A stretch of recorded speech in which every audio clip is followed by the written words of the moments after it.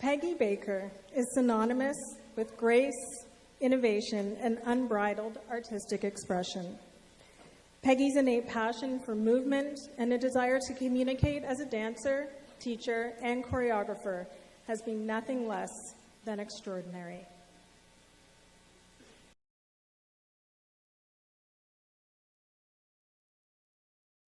It's the summer of 1979. My company is hosting an intensive workshop, and I'm about to teach a dance class to a very full room of eager young dancers. I noticed an intense person at the bar, already warming herself up vigorously, as though the class has been in full swing for a while. She's tall, made mostly out of legs, which finish with the kind of feet most dancers envy. I begin the class.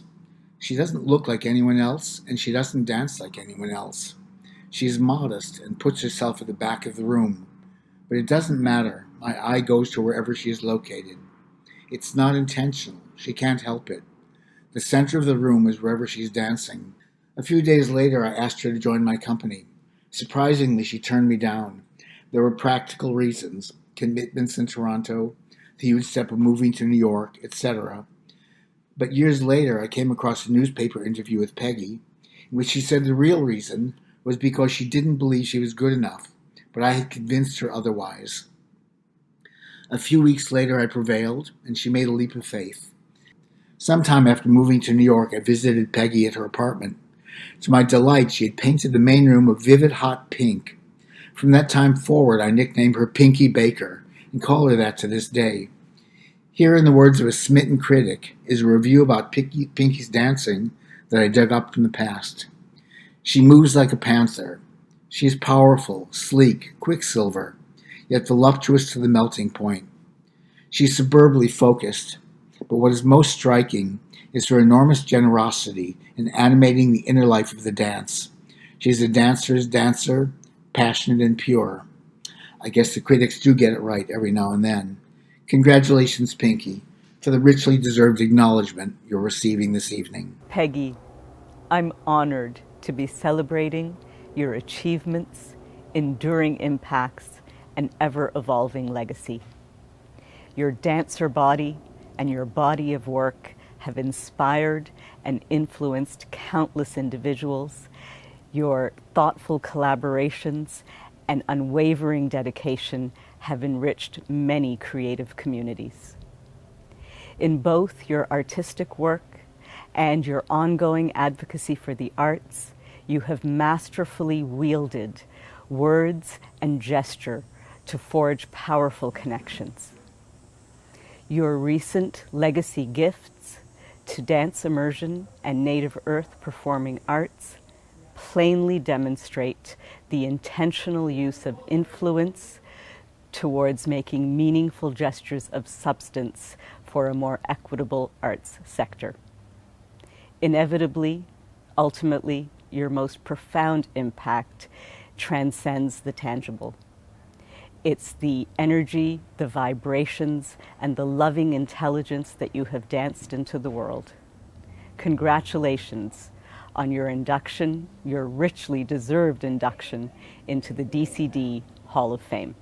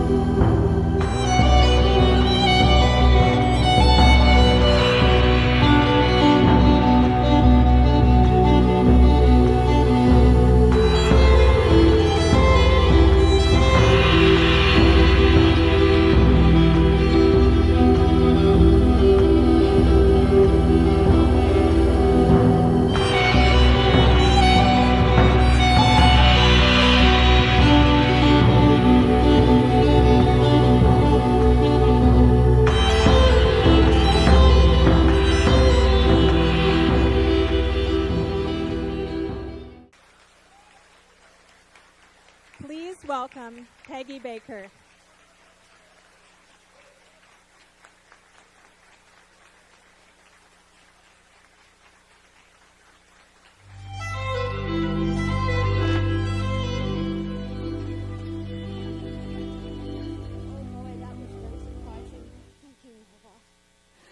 I haven't heard Lar's voice for a little while. I've just finished reading Zadie Smith's latest novel. It's called The Fraud. And yes, it does deal in some ways with imposter syndrome, but also with personal and professional histories interwoven with the characters' political and cultural lives. In particular, the story follows one female character who is struggling with her drastically shifting interpretation of past events and attitudes. Toward the end of the novel, this character, whose magnificent name is Eliza Touché, has returned to a location where crucial events in her past took place and is observed to be thinking, getting old turned out to be a very strange business. She was learning so many new things about time. It could twist and bend until the past met the present and vice versa. She was both here and there, then and now. It was invigorating, but also confusing. Mrs. Touché's thoughts spoke directly to me. I heard the voice of my teacher, Irene Dowd, who loves to use the word business in observing a situation, such as a tricky business or a terrible business. So her voice echoed in, getting old turned out to be a very strange business. And I made a dance based on the very idea of time twisting and bending, titled Phase Space.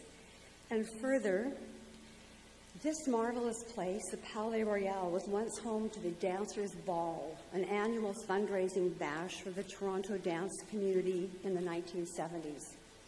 So yes, both here and there, then and now. In Zadie Smith's novels, Mrs. Touché is surrounded by literary luminaries who were real and actual, William Thackeray, Charles Dickens, and she's reading a new novel by a woman using the pen name George Eliot. I'm not sure that I can tie all these threads together, except to say that, grateful and awestruck, I have been inside the story of dance for more than 50 years. That the story reads very differently from this vantage point in time, and that my life inside of that larger story has been extraordinarily rich and eventful and intricately woven with the lives of others, including luminaries, visionaries, geniuses, and iconoclasts. I am still in the midst of my own story, and I'm startled to be here today, knowing that time has pulled me to the periphery, just as it threw me into the middle of it all half a century ago. The honor of being named to the Dance Hall of Fame comes to me through the artistry and devotion of the teachers, creators, and performers who have nurtured my practice, and the colleagues and loved ones who have anchored my life. I thank them all, and I thank everyone here.